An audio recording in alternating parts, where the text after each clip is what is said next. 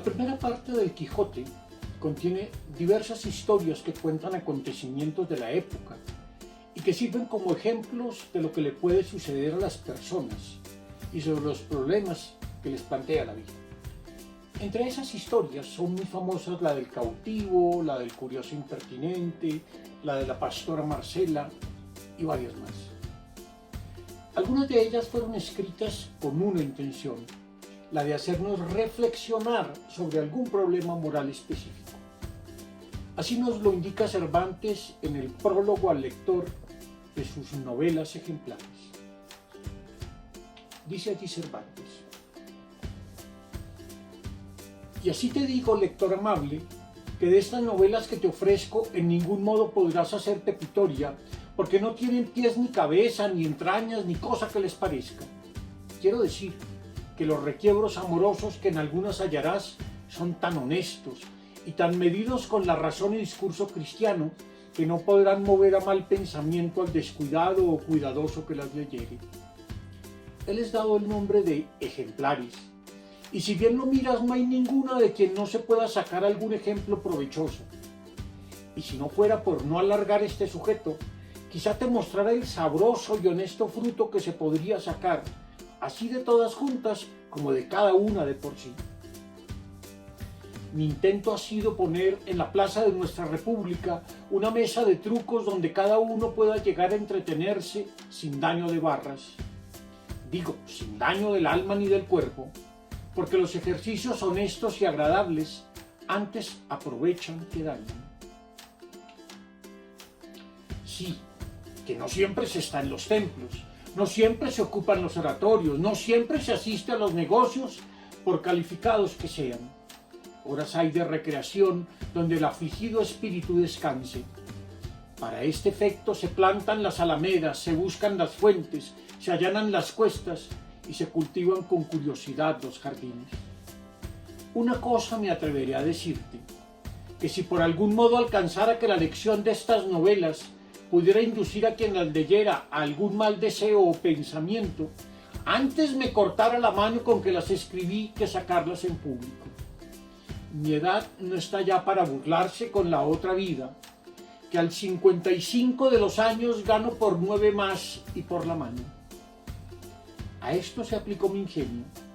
Por aquí me lleva mi inclinación y más que me doy a entender, y es así que yo soy el primero que he novelado en lengua castellana, que las muchas novelas que en ella andan impresas todas son traducidas de lenguas extranjeras, y estas son mías propias, no imitadas ni hurtadas. Mi ingenio las engendró y las parió mi pluma, y van creciendo en los brazos de la estampa. Las historias que se nos cuentan en esta primera parte del Quijote nos sirven, pues, para plantear diversos problemas éticos. Se trata de problemas que van más allá de lo que le ocurrió a alguien en un cierto lugar o en una cierta época de la historia, en una cierta sociedad, con cierto modo de organización. Son historias que, aunque se refieren a épocas remotas, retratan muchos de los dilemas éticos que enfrentamos todos los hombres, incluso los contemporáneos. Son historias que nos hablan del amor, de las relaciones de amistad entre personas, de la fidelidad entre los amigos y de emociones como los celos y la envidia. Se trata además de historias escritas para ser escuchadas y no solo leídas. Y ello porque vieron la luz en una época en donde era muy poca la gente que sabía leer, aunque estaba acostumbrada a escuchar las historias que les eran contadas. Son relatos escritos para ser leídos en voz alta. Esto es muy importante. Para la comprensión del Quijote hay que apreciar la musicalidad de la prosa cervantina, una prosa cuyo sentido solo se capta si la leemos con el ritmo y el tono adecuados. Por lo anterior, los pasajes más importantes, sobre todo aquellos que contienen discursos de los personajes, en donde se hacen maravillosas reflexiones, deben leerse en voz alta y en una buena edición. Siempre recomiendo hacerlo en la de Don Francisco Rico. Hoy vamos a ocuparnos de una de las más bellas historias del Quijote, la novela del curioso impertinente, contada en los capítulos 33, 34 y 35 de la primera parte.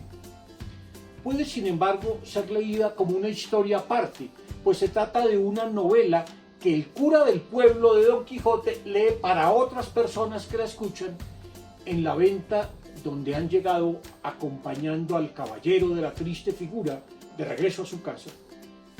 Y aunque se interrumpe por un momento su lectura cuando Don Quijote se enfrenta con unos cueros de vino, la historia tiene una trama narrativa completa.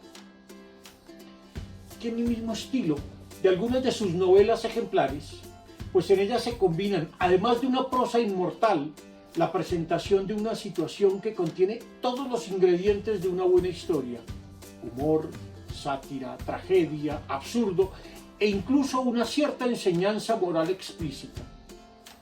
Se presta pues para una discusión moral valiosa, tanto por el modo de argumentación que allí aparece, como por las situaciones de conflicto moral en que se ven comprometidos sus diversos personajes.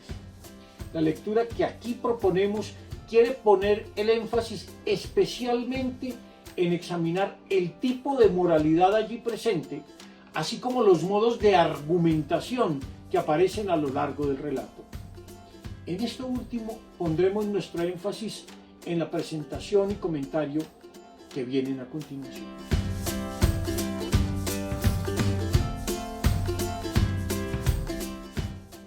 En Florencia, ciudad rica y famosa de Italia, en la provincia que llaman Toscana, vivían Anselmo y Lotario, dos caballeros ricos y principales, y tan amigos que por excelencia y antonomasia de todos los que los conocían, los dos amigos eran llamados. Eran solteros, mozos de una misma edad y de unas mismas costumbres, todo lo cual era bastante causa a que los dos con recíproca amistad se correspondiesen. Bien es verdad que el Anselmo era algo más inclinado a los pasatiempos amorosos que el Lotario, al cual llevaban tras hilos de la casa. Pero cuando se ofrecía, dejaba Anselmo de acudir a sus gustos por seguir los de Lotario, y Lotario dejaba los suyos por acudir a los de Anselmo, y de esta manera andaban tan a una sus voluntades que no había concertado reloj que así lo anduviese. Así comienza la novela del curioso impertinente, la historia de dos amigos tan cercanos como ningunos, pero cuyas vidas entrarán en conflicto cuando uno de ellos, Anselmo, decida casarse con una hermosa mujer, Camila, y las relaciones entre todos ellos entren muy pronto en un claro deterioro.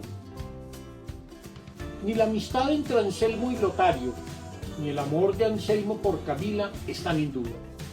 Pero ellos deben desarrollarse en una sociedad patriarcal, en donde hay una serie de costumbres y reglas implícitas que les ponen ciertos límites a la relación matrimonial. La mujer no debe tener otra voluntad que la de su marido.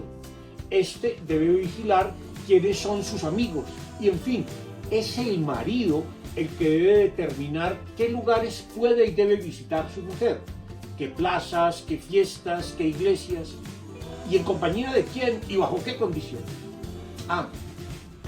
Y no hay que olvidar que el amigo, en este caso Lotario, debería corresponder con absoluta discreción al matrimonio de su amigo y en consonancia con ello frecuentar muy poco su casa una vez éste hubiese contraído matrimonio y sobre todo no permitirse ningún trato de confianza con su esposa.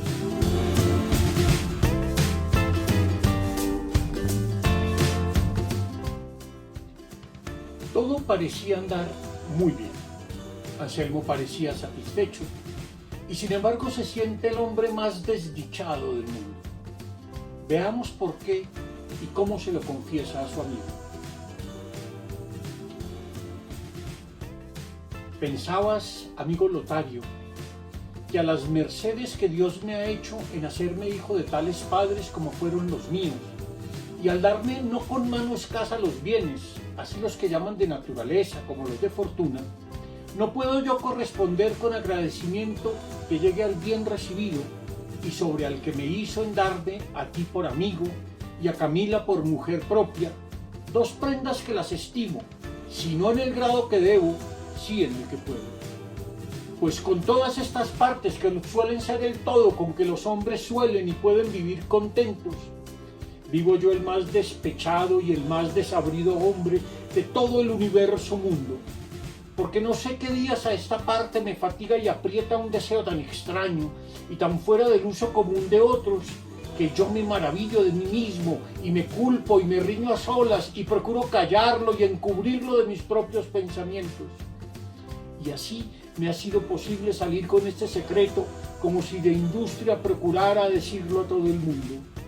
Y pues que en efecto él ha de salir a plaza, quiero que sea en la del archivo de tu secreto, confiado que con él y con la diligencia que pondrás como mi amigo verdadero en remediarme, yo me veré presto libre de la angustia que me causa y llegará mi alegría por tu solicitud, al grado que ha llegado mi descontento por mi locura.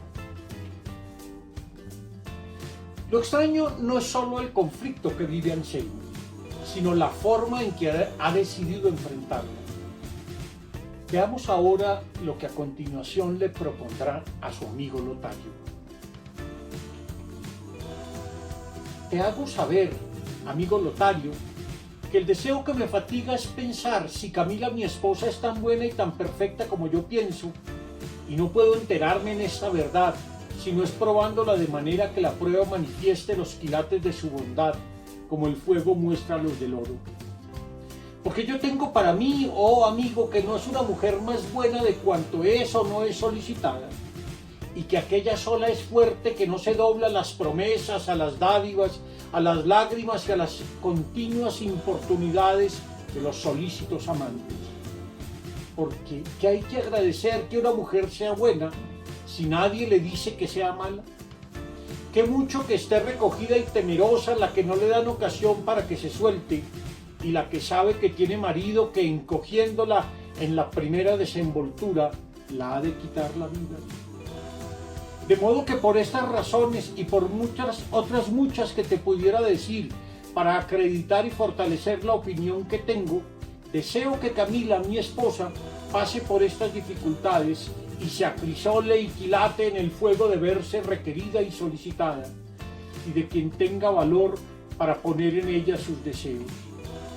Si ella sale, como creo que saldrá con la palma de esta batalla, tendré yo por sin igual mi ventura. Podré yo decir que está colmo el vaso de mis deseos. Y cuando esto suceda al revés de lo que pienso, con el gusto de ver que acerté en mi opinión, llevaré sin pena la que de razón podrá causarme mi tan costosa experiencia. Y quiero, oh amigo Lotario, que te dispongas a ser el instrumento que labre aquesta obra de mi gusto, que yo te daré lugar para que lo hagas, sin faltarte todo aquello que yo viere ser necesario para solicitar a una mujer honesta, honrada, recogida y desinteresada. Y así no quedaré yo ofendido más de con el deseo, y mi injuria quedará escondida en la virtud de tu silencio, que bien sé que en lo que me tocare ha de ser eterno como el de la muerte. Así que si quieres que yo tenga vida, que pueda decir que lo es, desde luego has de entrar en esta amorosa batalla, no tibia ni perezosamente, sino con el ahínco y diligencia que mi deseo pide y con la confianza que nuestra amistad me asegura. El conflicto de Anselmo es bien particular. Pretende que su amigo debe servir de instrumento para probar si la fidelidad de su esposa Camila es verdadera o si solo se debe a la falta de ocasión para incurrir en infidelidad. Está dispuesto además a ponerlo todo en juego: el amor de Camila, la amistad de Lotario, su propia honra y bienes, con tal de averiguar. Aparentemente, o al menos eso cree, todo parece claro. Bastará con una prueba de su fidelidad para que él esté tranquilo y feliz y nunca más vuelva a dudar de ella. Parece simplemente una duda metódica como la de Descartes, dudar y dudar hasta encontrar una evidencia absoluta. Todo parece muy razonable, pero su amigo descubre allí un comportamiento patológico. Su amigo Anselmo razona como lo hacen los insensatos. Son absurdos los motivos que invoca. Sus pretensiones son contradictorias. Por salvar su propia honra pone en juego la de todos los que aman. Solo atiende a las evidencias primeras sin comprender las auténticas causas y razones de su inquietud. Razona sin someter a examen sus deseos descaminados. Y sobre todo, pretende probar aquello que no puede ser objeto de prueba alguna: la fidelidad de su propia esposa. ¿Cómo hemos de razonar ante el insensato?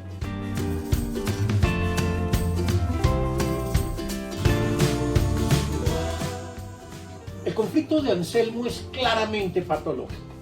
Sus convicciones y principios de lo que es vivir bien entran en conflicto con sus sentimientos y, sin embargo, aunque sus pretensiones son absurdas, su argumentación tiene algo persuasivo. Lo domina un deseo extraño y poco común que no comprende. Su comportamiento es absurdo y, sin embargo, está lleno de razones, así nos parezcan insensatas. Anselmo actúa como una máquina lógica que falla a la hora de examinar el deseo, racionaliza su deseo insensato, y esa es su desventura.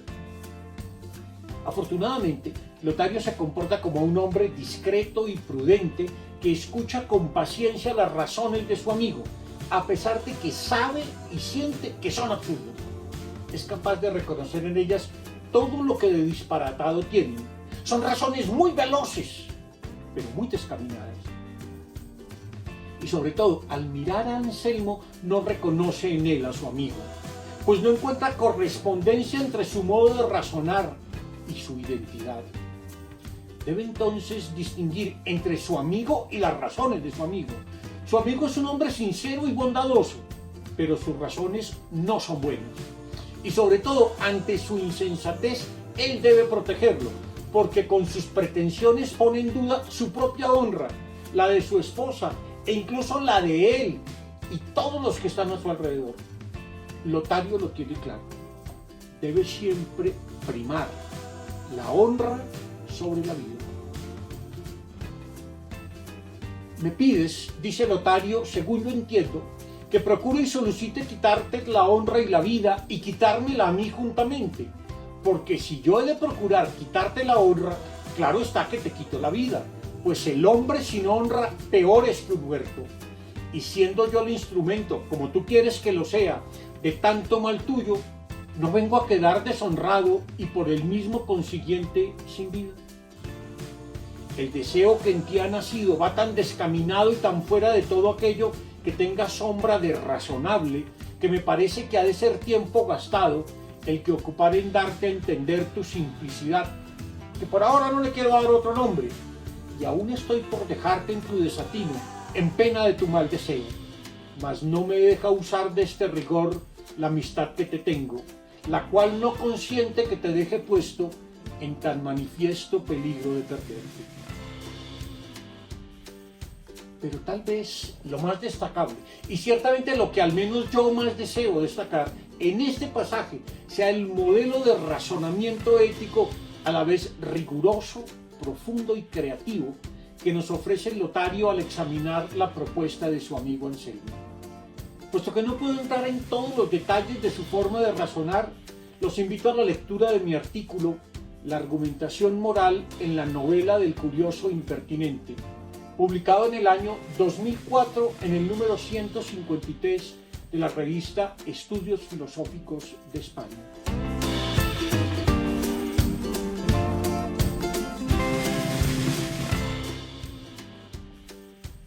Cuando alguien me pregunta cómo se debe razonar en asuntos éticos, le sugiero que mire con detenimiento el modo como razona Lotario en esta novela. Permítanme destacar todo lo que aquí hace Lotario en orden a que su amigo comprenda lo irracional de su propuesta. Él tiene claro que la propuesta loca de su amigo Anselmo le plantea a él un conflicto grave entre los deberes de amistad que tiene con él y los principios de una acción razonable. Y para hacérsela ver a su amigo, veamos cómo procede. Lotario empieza por lo más palpable, las indeseables consecuencias que se seguirían de lo que Anselmo pretende. Se trata de consecuencias que serán necesariamente malas e indeseables para todos los implicados, para Camila, para Anselmo y para él mismo y todos aquellos que lo rodean. Si su amigo pudiera prever dichas consecuencias, estaría en condiciones de desistir de una empresa tan loca y desesperada. Sabe Lotario, sin embargo, que no basta con mostrar las consecuencias, es preciso ofrecer razones palpables y suficientes para que Anselmo desista de su deseo. Sin embargo, su entendimiento se encuentra obnubilado y su poder de percepción está completamente embotado por la presencia de un deseo poderoso e irresistible. ¿Qué hacer entonces? Lotario ensaya otro camino, el de invitar a su amigo a que examinen juntos los supuestos de su propuesta e identifiquen las contradicciones que hay en ella. Y porque claro lo veas, dime Anselmo, ¿tú no me has dicho que tengo de solicitar a una retirada, persuadir a una honesta, ofrecer a una desinteresada, servir a una prudente? Sí que me lo has dicho. Pues si tú sabes que tienes mujer retirada, honesta, desinteresada y prudente, ¿qué buscas? Y si piensas que de todos mis asaltos ha de salir vencedora, como saldrá sin duda, ¿qué mejores títulos piensas darle después que los que ahora tiene? ¿O qué será más después de lo que es ahora? ¿O es que tú no la tienes por la que dices, o tú no sabes lo que pides? Si no la tienes por lo que dices, ¿para qué quieres probarla, sino como a mala, hacer de ella lo que más te viniera en gusto? Mas si es tan buena como crees, impertinente cosa será hacer experiencia de la misma verdad, pues después de hecha se ha de quedar con la estimación que primero tenía. Lotario invita a su amigo a que razone con sensatez, lo cual implica que prevea las consecuencias de sus actos, que identifique los supuestos de sus juicios, que resuelva las contradicciones que hay en su razonamiento. Pero también algo más, que se apele a los principios que le den una dirección a la acción. Y a continuación le propone varios principios que le ayuden a guiar su conducta. Por ejemplo, que es impertinente hacer experiencia de la misma verdad. Es decir, que lo que tomamos por cierto en nuestra vida, como la lealtad de los seres que amamos, no tenemos que someterlo a todo tipo de pruebas, aunque eso hagamos cuando busquemos una verdad científica. Otro principio, que intentar las cosas de las que puede seguirse más daño que provecho es algo insensato. Y que las cosas importantes en la vida solo se emprenden por motivos muy elevados. Del análisis de las circunstancias del caso, de la exploración de sus posibles consecuencias, del examen de los motivos y causas de lo ocurrido y de la aplicación de principios de sensatez, se sigue una sola conclusión posible. Estas cosas, dice Lotario, son las que suelen intentarse y es honra, gloria y provecho intentarlas, aunque tan llenas de inconvenientes y peligros. Pero la que tú dices que quieres intentar y poner por obra, ni te ha de alcanzar gloria de Dios, bienes de la fortuna, ni fama con los hombres. Porque, puesto que salgas con ella como deseas, no has de quedar ni más ufano, ni más rico, ni más honrado que estás ahora. Y si no sales, te has de ver en la mayor miseria que imaginarse pueda, porque no te ha de aprovechar pensar entonces que no sabe nadie la desgracia que te ha sucedido, porque bastará para afligirte y deshacerte que la sepas tú mismo.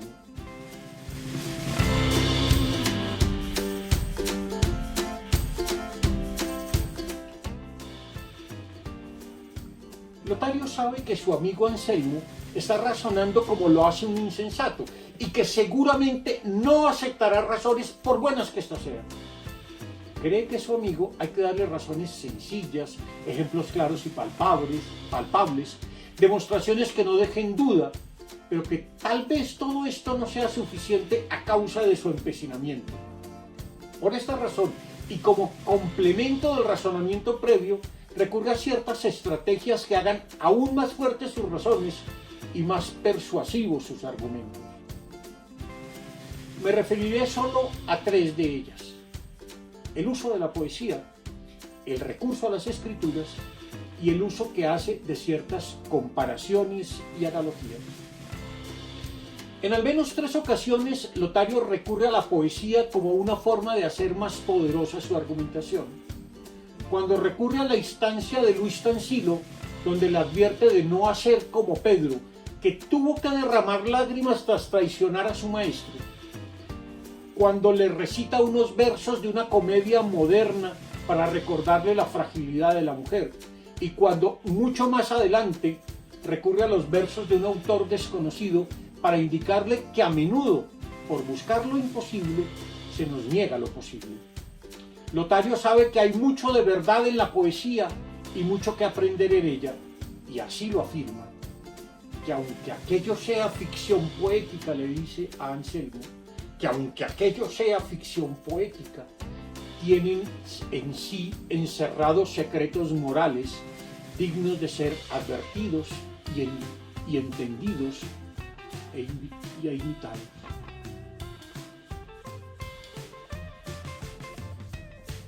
En una sociedad tan religiosa como la de la época, tienen mucha fuerza, por otra parte, los argumentos que se elaboran a partir de ciertos pasajes de las Escrituras. Ya en uno de los poemas hay una referencia explícita a la traición de Pedro. Más adelante, Lotario va incluso más allá. Le recuerda a su amigo Anselmo cómo Dios mismo instituyó el matrimonio como una forma de hacer del hombre y la mujer una misma carne. No pretendo decir que los pasajes bíblicos sirvan como fundamento a los razonamientos éticos. Solo pretendo mostrar el papel que cumple el recurso a las Escrituras en la argumentación ética de Lotario.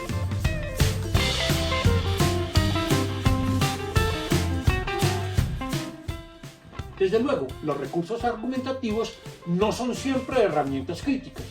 A menudo son formas de reforzar creencias y costumbres que en una cierta época gozan de una general aceptación, pero que no por ello constituyen verdades absolutas. Desde luego, los ejemplos bíblicos solo tienen valor y sentido en una sociedad de tradiciones cristianas, y las comparaciones y analogías corresponden también a ciertas concepciones y prejuicios que son propios de una época. En su argumentación, Lotario recurre a diversas comparaciones y analogías que dan cuenta de la concepción de la mujer que existe en una sociedad patriarcal y machista como aquella de la que forma parte. Compara así a la mujer, teniendo siempre como referencia a Camila, la esposa de su amigo Anselmo, primero con un fino diamante, luego con un animal, el armiño, y finalmente con un material, el vidrio, para destacar que Camila es una joya de inmenso valor que hay que cuidar, algo muy fino de ver y no tocar, y que es a la vez suficientemente dura como para resistir toda prueba. O para sugerir que Camila es tan pura como el blanco armiño o tan frágil como el vidrio. El uso de tales comparaciones y analogías le sirve para subrayar prejuicios de hondo arraigo en su época, que la mujer es un animal imperfecto, que su virtud por excelencia debe ser la fidelidad, e incluso que es un ser frágil que no debe ser sometido a prueba para que no aflore en ella cierta maldad, como lo sugiere el ejemplo del armiño. Todos los recursos argumentativos hasta aquí señalados no son desde luego neutrales, pues apelan a creencias y valoraciones que están vigentes en una época, pero que poco a poco se verán fuertemente cuestionadas.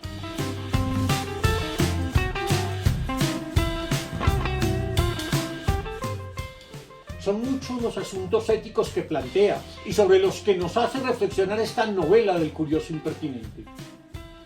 Sin embargo, los límites que me impone el tiempo y el espacio de que dispongo me llevan a dejar muchos asuntos de lado.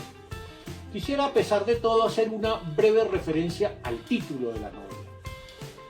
¿Quién es el curioso impertinente? Sin duda Anselmo y todos los que se le parezcan, y ello porque su curiosidad por saber si su mujer le es fiel, porque realmente lo ama, o solo porque no ha tenido la oportunidad de serle infiel, es del todo insensata. Y esto a tal punto que pone en entredicho todas las relaciones en que vive, las de amistad con Lotario, las de amor con Camila y muchas más. Y todo por querer saber lo que no es necesario saber. Las relaciones humanas se basan en la confianza mutua y no en verdades que se demuestran a través de pruebas irrefutables. ¿Para qué poner a prueba a quienes nos aman? ¿Para qué forzar una situación tan artificial como la que propició Anselmo por su impertinente curiosidad? Mediante tales artificios, él termina por hacer de su vida personal y familiar una terrible farsa, en donde cada uno cumple un papel que no le corresponde y donde todos terminan muriendo en medio de una tragedia absurda que nadie comprende.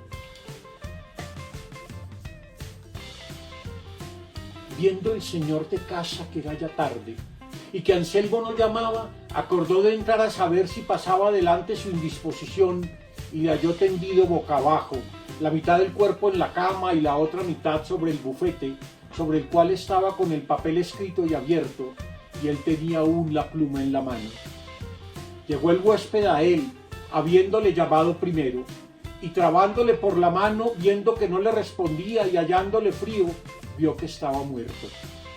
Se admiró y acongojó en gran manera, y llamó a la gente de casa para que viesen la desgracia a Anselmo sucedida. Y finalmente leyó el papel que conoció que de su misma mano estaba escrito, el cual contenía estas razones. Un necio e impertinente deseo me quitó la vida. Si las nuevas de mi muerte llegaren a los oídos de Camila, sepa que yo la perdono, porque no estaba ella obligada a hacer milagros, ni yo tenía necesidad de querer que ella los hiciese. Y pues yo fui el fabricador de mi deshonra, no hay para qué. Hasta aquí escribió Anselmo, por donde se echó de ver que en aquel punto, sin poder acabar la razón, se le acabó la vida. Otro día dio aviso su amigo a los parientes de Anselmo de su muerte, los cuales ya sabían su desgracia. Y el monasterio donde Camila estaba casi en el término de acompañar a su esposo en aquel forzoso viaje, no por las nuevas del muerto esposo, mas por las que supo del ausente amigo. Dícese que aunque se vio viuda, no quiso salir del monasterio, ni menos hacer profesión de monja, hasta que no de allí a muchos días le vinieron nuevas que Lotario había muerto en una batalla, donde había ido a parar el tarde arrepentido amigo, lo cual, sabido por Camila, hizo profesión y acabó en breves días la vida a las rigurosas manos de tristezas y melancolías. Este fue el fin que tuvieron todos, nacido de un tan desatinado principio.